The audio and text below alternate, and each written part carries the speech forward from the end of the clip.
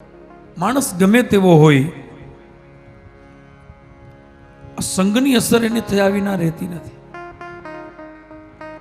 સારો સંગ કરે તો એનું કલ્યાણ થાય, ખરાબ સંગ કરે તો એનું પતન થાય. અજામિલ પહેલેથી ખરાબ નહોતો, એને સંગ ખરાબ થયો. અસંગના કારણે એનું પતન થયું.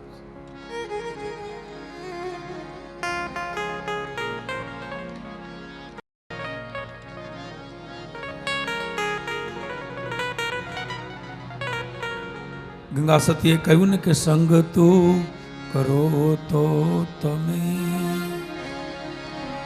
એવા નરની કરજો, જે ભજન મારે વેરે ભરપૂર.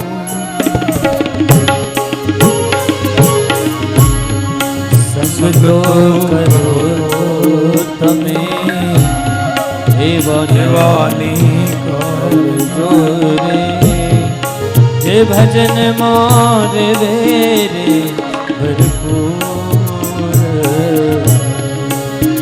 ગંગા સતી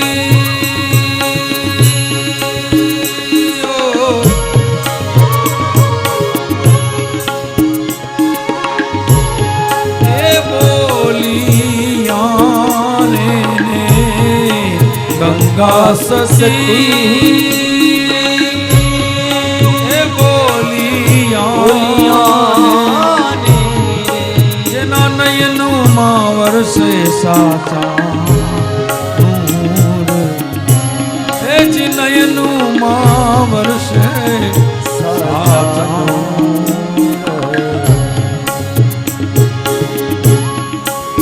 સંગ તો કરો તો તમે એવા નરની ભરજો રે, જે ભજનમાં એ ભજન મારે વેરે ભરપૂર. ભજન મારે વેરે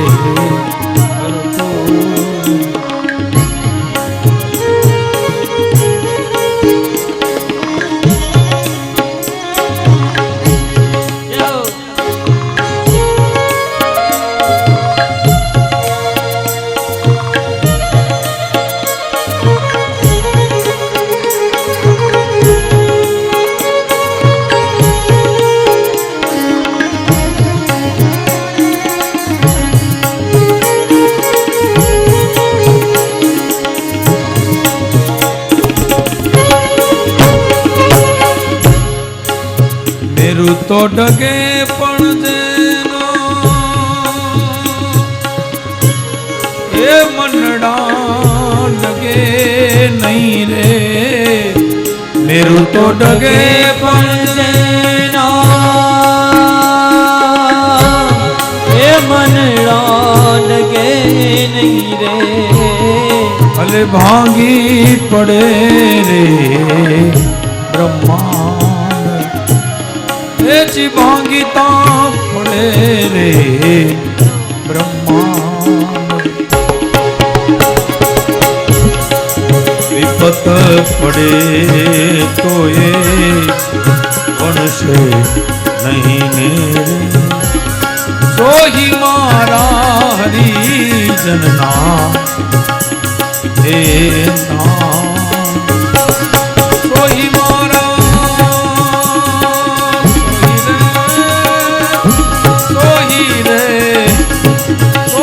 મારા હરિના જનના.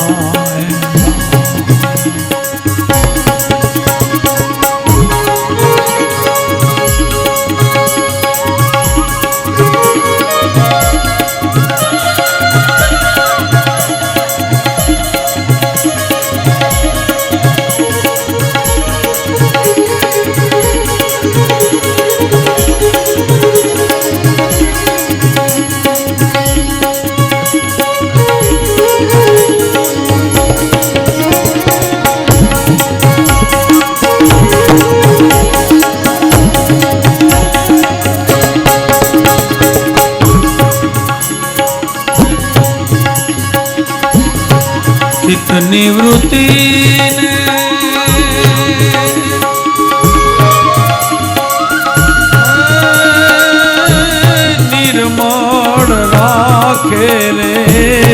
ચિત્તની વૃત્તિ નિર્મલ રાખે રે કરે નહીં કોઈ આસ કરે નહીં કોઈ આસ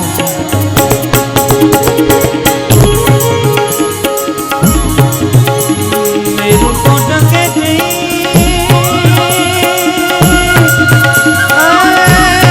મન નો ડગે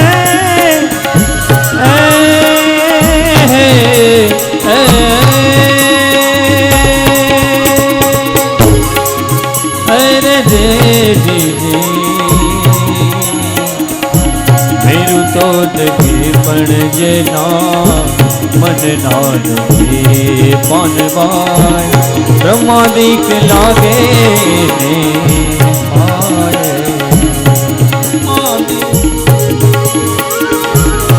ગીતા પડે ગીતા પડે ભલે માગી પડે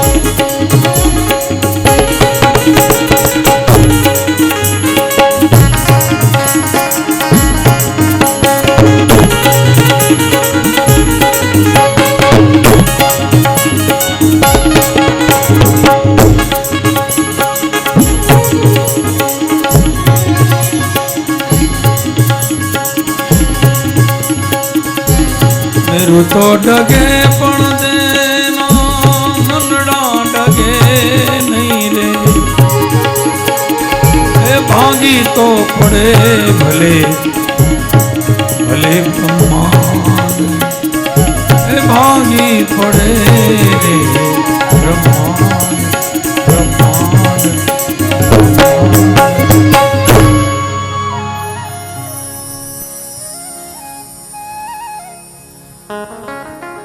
સંગ તું કરો તો એની કરજો જે ભજન માં રેવે ભરપૂર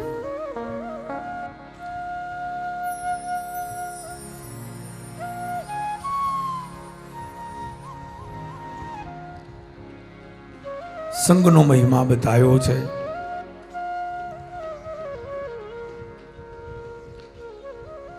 અને આગળ બીજો મહિમા બતાવ્યો છે ભગવાનના નામનો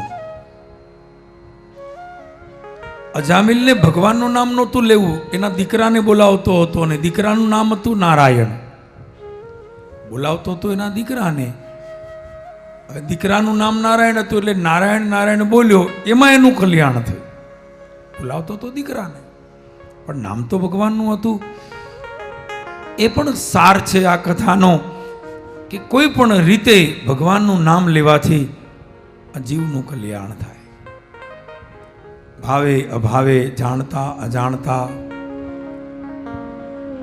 એટલે તો જુઓ ને આપણે જૂના માણસોના નામ ભગવાનના નામ ઉપરથી જ હોય તમે જુઓ જૂના માણસો છે તમે જુઓ બધાના નામ મોહન ને કેશવ ને ગોવિંદ ને ગિરધર ને બધા નામ તમે જુઓ રામ ને શ્યામ જૂના માણસોના નામ બેનોમાં ગંગા ને ગોમતી ને ગોદાવરી ને જમના ને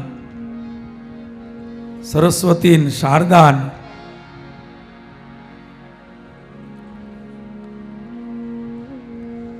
ગીતા ગંગા ગાયત્રી સીતા સત્યા સરસ્વતી ત્યાં જૂની એક પરંપરા આપણે ત્યાં હજી જૂના ડોસીમાઓના નામ આવા દેશી મળે હવે નવા જમાનામાં તો આખા નામો જ બદલાઈ ગયા છે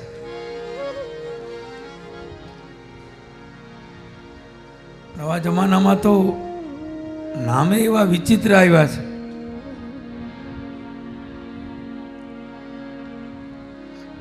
નામ પૂછો, નામ હું? તો કે ટિંકુ. નામ હું? તો કે રિંકુ.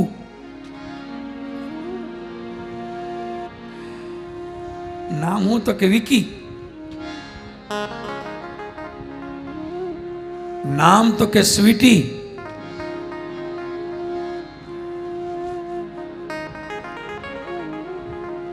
એવા તો નામ આવ્યા છે.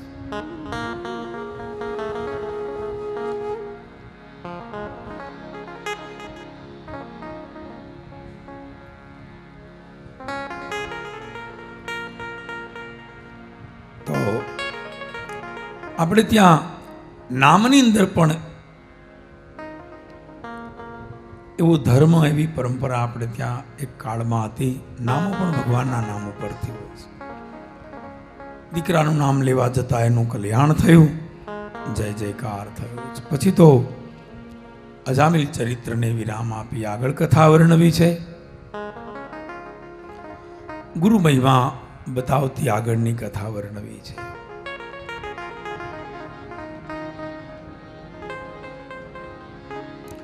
જગતમાં ગુરુનો કેટલો મહિમા છે, ગુરુનું કેટલું મહાત્મ્ય છે, ગુરુની કેટલી મહત્તા છે.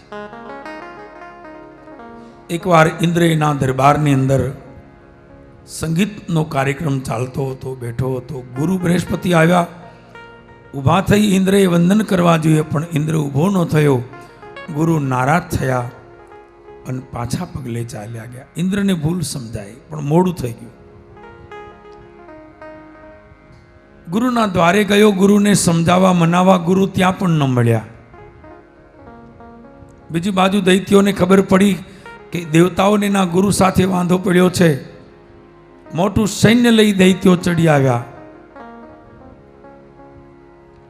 દેવતાઓ હાર્યા. હારેલા દેવતાઓને બ્રહ્માએ આજ્ઞા આપી અને પછી તો બધાએ સાથે મળી રસ્તો બતાવ્યો. વિશ્વરૂપ નામના એક સંતને ગુરુ બનાવ્યા. વિશ્વરૂપની પાસે નારાયણ કવચની વિદ્યા હતી. આ નારાયણ કવચને હૃદયસ્થ કરતા શક્તિ મળીને ફરી સ્વર્ગ પ્રાપ્ત થયું. ફરી સ્વર્ગ મળ્યું, ફરી મદ આવ્યો. એકવાર વિશ્વરૂપે યજ્ઞનો ભાગ